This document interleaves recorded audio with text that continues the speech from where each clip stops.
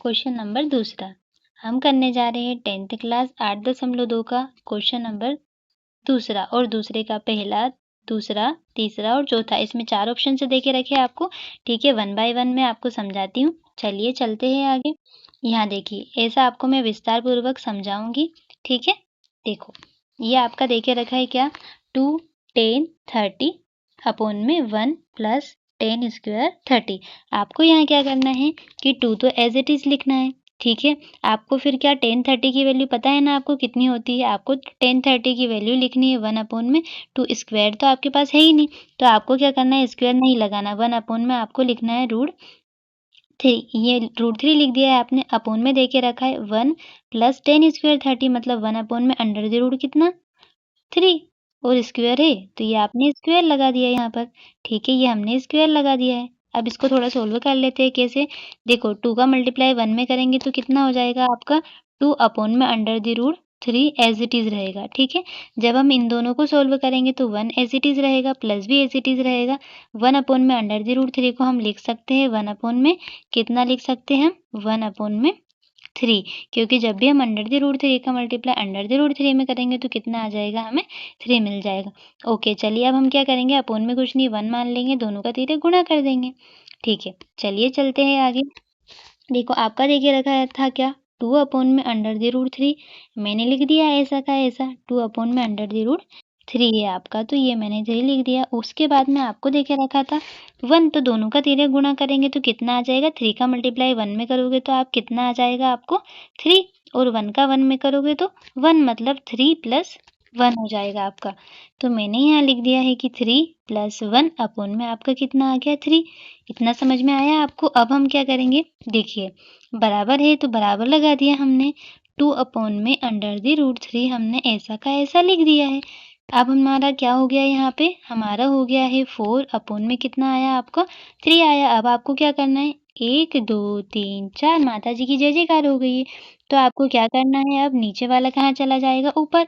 या फिर आप इसे डायरेक्ट काट भी सकते हैं, लेकिन मैं आपको यहीं पर बता देती हूँ, लाइन खींचने का मतलब है कि ये दूसरे पेज पे लिखना है आपको। ओके? ठीक है, सबसे पहले मैंने बराबर लगा दिया है, फिर मेरा देके रखा है 2 अपॉन में अंडर द रूट 3 तो मैंने लिख दिया है, मल्टीप्लाई का साइन लगा दूँगी, फिर यहाँ पे नीचे वाला कहाँ चला जाएगा? ऊपर।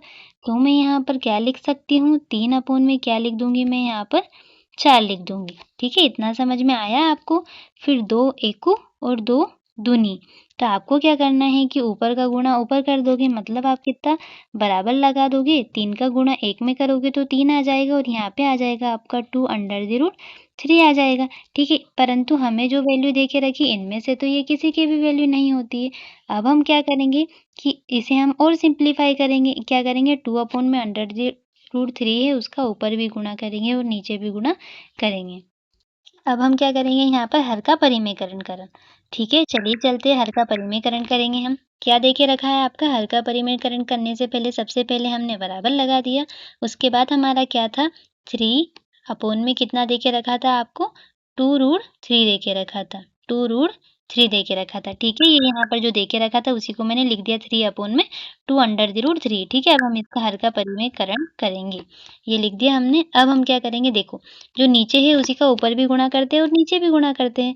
तो ये हमने क्या कर दिया है? 2 अंडर द रूट 3 अपॉन में 2 अंडर द रूट 3। आया इतना समझ में आपको? देखिए, ऊपर का ऊपर गुणा कर दूँगी, नीचे का नीचे गुणा कर दूँगी, ऊपर का ऊपर, नीचे का नीचे। तो 3 दूनी कितना हो जाता है आपका? 6 हो जाता है। तो ये मैंने यहाँ पर लिख दिया है 3 दूनी 6 under the root as it is लिख दिया।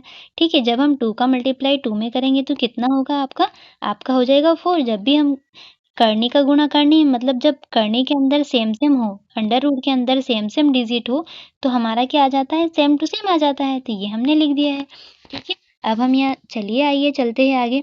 यहाँ पर आपका देके रखा है 4 त्रिक 12 हो जाएगा, लिख देते हैं हम। तो 6 अपॉन में करने में कितना आ गया आपका? 3। उसके बाद में देके रखा है 12। आपको पता है ना 6 दूनी कितना होता है आपका? 12। कितना होता है आपका? 12। तो आपका कितना आ गया answer? Under the root 3 upon में कितना आ गया? 2 आ गया। आपको पता है ना अंडर द रूट 3 अपॉन में 2 किसकी वैल्यू होती है? चलिए चलते हैं, बताती हूँ मैं आपको। यहाँ पर सोल्व किया था ना हमने। यहाँ पर देखो इन सारे ऑप्शन में से किसकी वैल्यू आ सकती है, √3/2। पता है ना आपको किसकी है? किसकी ऑप्शन क्लिक हो जाएगा, क्योंकि साइन 60 की वैल्यू ही होती है √3/2 और हमें भी कितना आया है √3/2। ठीक है, चलिए प्रश्न क्रमांक सेकंड का पहले वाला सोल्व करेंगे। पहला हो गया है, अब सेकंड वाले पे करेंगे।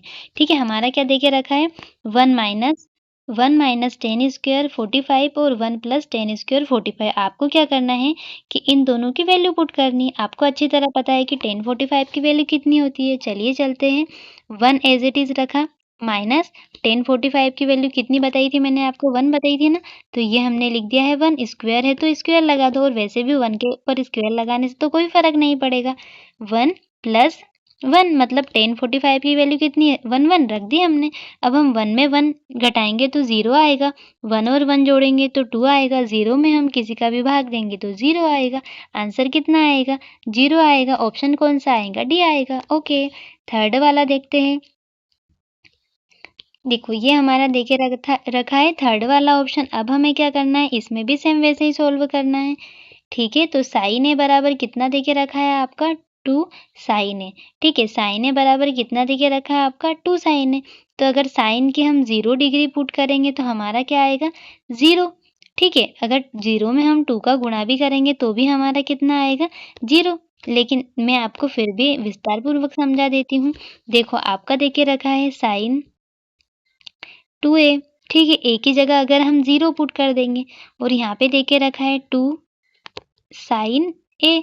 ठीक है, ए की जगह पे मैंने क्या रखना चाहा है, 0, तो हमारा हो जाएगा साइन 2 0। तो 0 में किसी का भी गुणा करोगे तो आपका क्या आ जाएगा, 0। इसलिए हमारा आंसर क्या आ जाएगा, 0। मतलब यहाँ कहने का तात्पर्य इतना सा है कि आपकी जो एलएचएस वाली वैल्यू है आरएचएस वाली वैल्यू के बराबर आनी चाहिए। तो अगर हम ए का मान 0 रखेंगे तो हमारा मान भी 0 आएगा।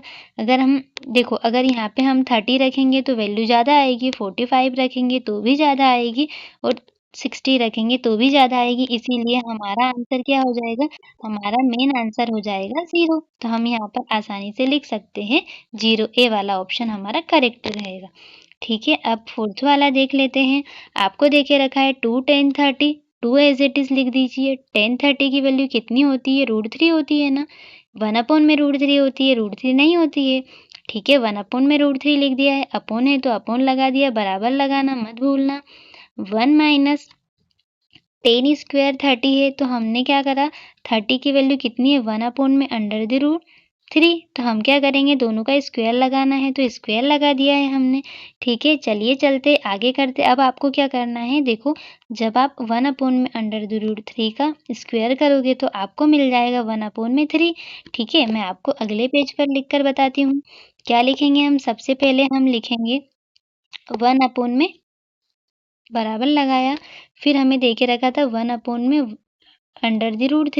तो मैं इस पूरे की जगह पर क्या लिख सकती हूँ, मैं इस पूरे की जगह पर लिख सकती हूँ 2/√3।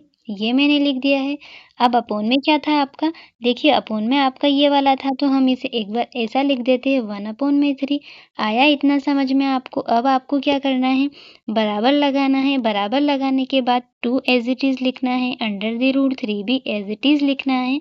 उसके बाद में अपॉन में कुछ नहीं है तो दोनों का तिर्यक गुणा कर देना है। तिर्यक गुणा करने के बाद में आपको क्या करना है, 3 का गुणा 1 में करोगे तो आपका कितना आएगा, 3 आ जाएगा। जब आप 1 का गुणा 1 में करोगे तो कितना आ जाएगा आपका, -1 आ जाएगा।